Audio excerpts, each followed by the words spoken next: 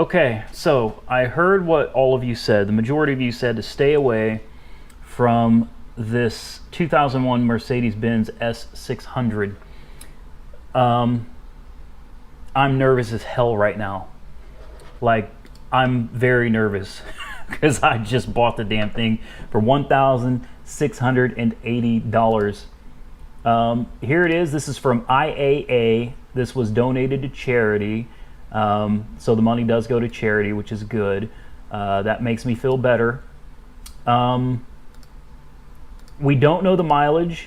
We don't know really anything about it at all. But I do know this.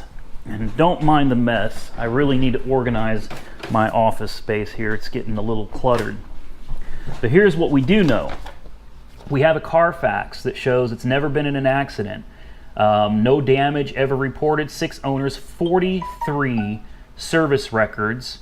111,000 miles was the last reported mileage. Now, I could go through all these pages with you and take up a lot of your time. Maybe we'll do that later, but for now I'm going to tell you some of the important things about this car. The main things I want to point out is it has been serviced by the dealership its entire life.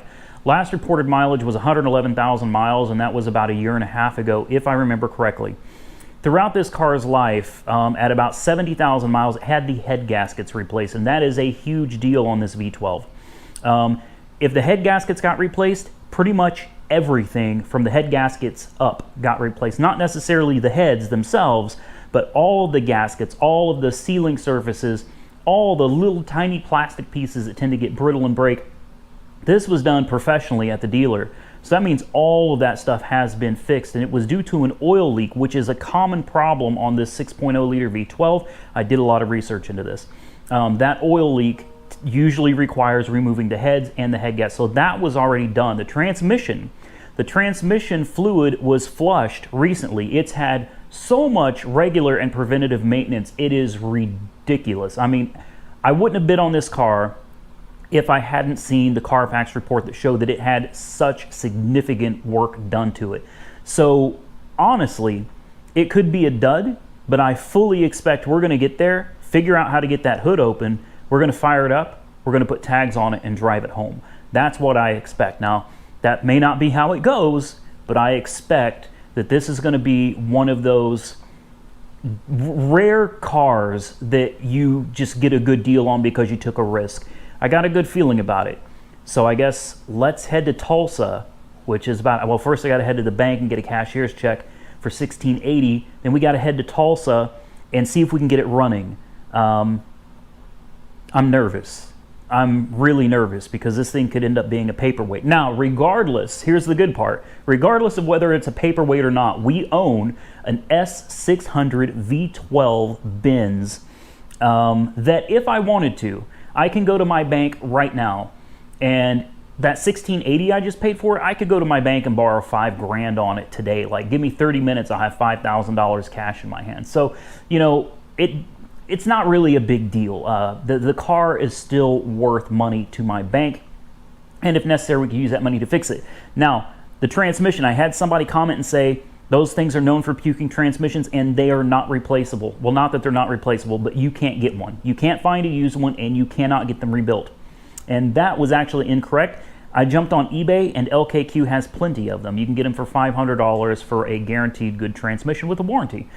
Used, but you know, still a guaranteed good transmission with a warranty. So $500 isn't bad. So even if we need a tranny and we need to pay somebody to put it in because it's probably more work than I can handle, we should still easily be under what we could sell this car for. I think if this car is as nice as it appears, this is gonna probably be a $4,000 to $5,000 car. At least that's my opinion.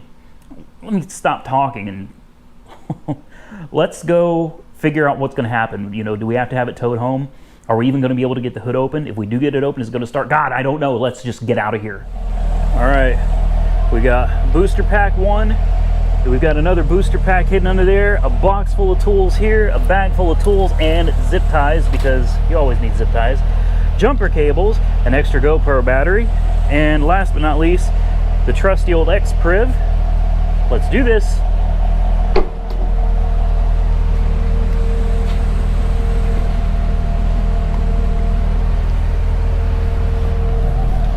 Oh.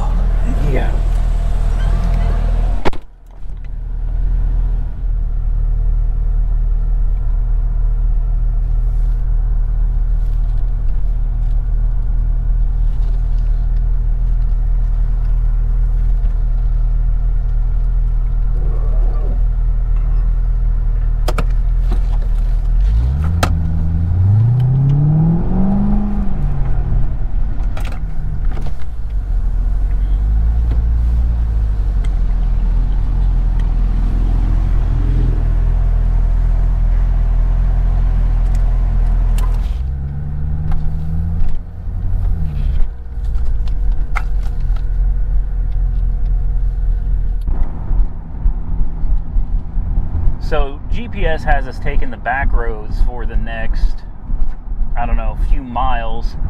We've got about an hour and a half drive ahead of us. I love these back roads. I figured I'm not going to waste a lot of your time with, you know, driving scenery, because I'm sure you're more interested in getting to the car and seeing what's going on. But we're at a stop sign here, and I figured let's just give it a little gas, have a little fun.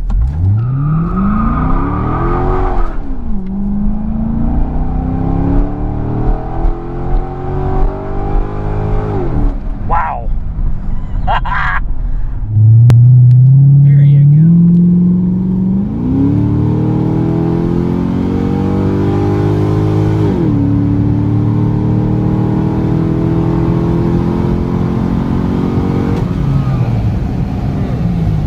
That was almost 120. All right, so I wasn't going to bore you with all the details of this trip, but so far the road... On Hogback Road for 2 miles. Yeah, Hogback Road. We are on Hogback Road. I'm in a Corvette that sits like 3 inches off the concrete on a road called Hogback. The GPS didn't know there was a detour, road closed, and now we've been driving on some really crappy back roads with potholes. I just want to go get to Tulsa and pick up my new car. You know what I mean? Looky here, ladies and gentlemen. Google finally found its way to the highway. We can finally go get us a car. This is only my second time coming to IAA. Last time I was here, I picked up that black Chevy Silverado pickup truck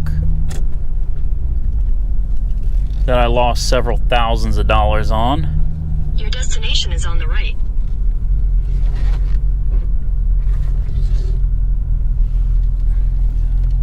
And we're here. All right, so we got the title. Everything is good. They told us to pull back here into this like loading lot. It's my first time at the Tulsa IAA. I want to give a big shout out to the staff here. They were very friendly, very helpful, really nice people. It's not always that way at all auctions, so very, very cool. We're just going to pull in here. So we're just going to wait here until they bring out the Mercedes, and then we'll see if we can figure out how to pop that hood and hope that it starts with a jump. And here comes the Benz right in front of us. Looks like they're going to put it right here next to the Corvette.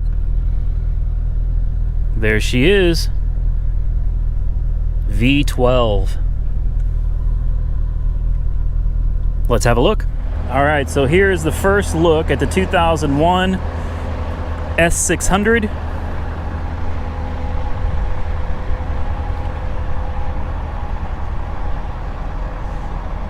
Oh, looks like we've got some serious suspension issue going on over here.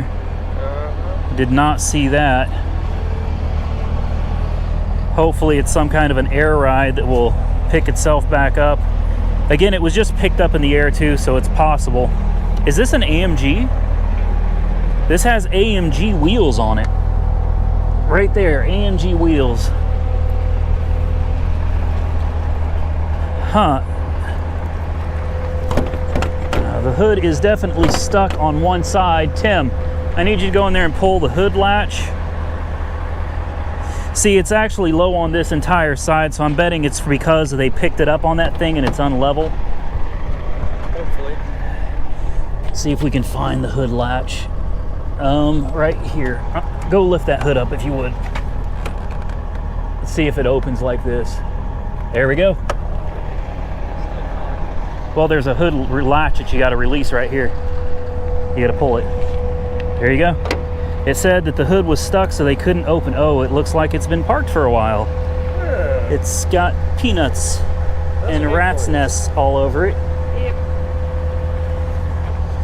It got swirly. It doesn't feel like it has any water in it at all. Completely empty.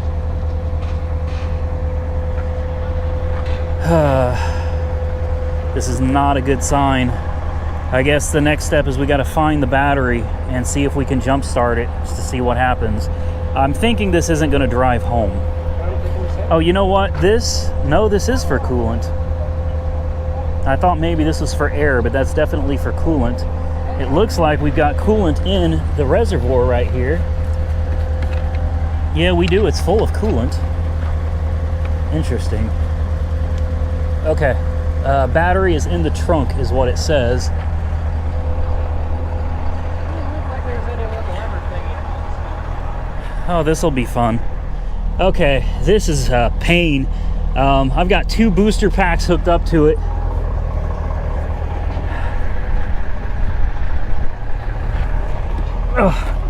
We've got the key.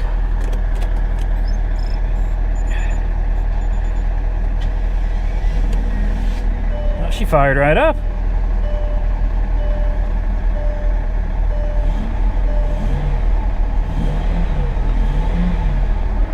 Oh, we got a lot of lights. SRS, brake light.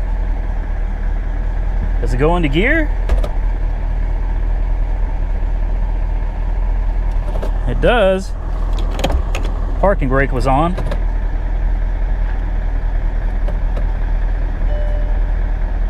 Active body control. Drive carefully. Interesting. So she's on. I wonder if the AC works. I don't even know how to work all this. Okay, for now it runs. We got to figure this out. All right, we've got ESP, ABC, Sport, parking, all kinds of crap over here. It runs. Let's just go with that for now. All right, so something interesting happened. It's still running. We've been sitting here letting it run. We've been here about a half an hour. But if you remember, the car was sunk down on one side and raised up on the other. And out of nowhere, the car seems to have leveled itself out. I thought for sure we had suspension damage. You know, something wrong with the suspension. But it seems to be okay. So it runs. It's been running about a half hour. It's not overheating. Air conditioning is nice and cold. We're gonna go put tags on it, and then we're gonna see if we can drive it home. But if you want to find out if it makes the trip home or not, you're gonna have to tune in tomorrow, because that's it for this video, guys. I appreciate you taking the time to watch. If you enjoyed this content, give this video a big thumbs up. If you like the cliffhangers, give it a big thumbs up. If you don't like the cliffhangers, give it a big thumbs up anyway. Big thanks to my brother Tim. That does not go to this car. Thanks to my brother Tim. Without him, this wouldn't even be possible today. This is exciting. We got ourselves a V12 Mercedes-Benz, and it runs. Now we have to find out if it drives. I'm excited. I'm really excited. All right. Stay safe out there, everybody. I'll catch you soon, which means tomorrow, in the follow-up video to tell you whether this car made it home or not. Talk to you guys soon.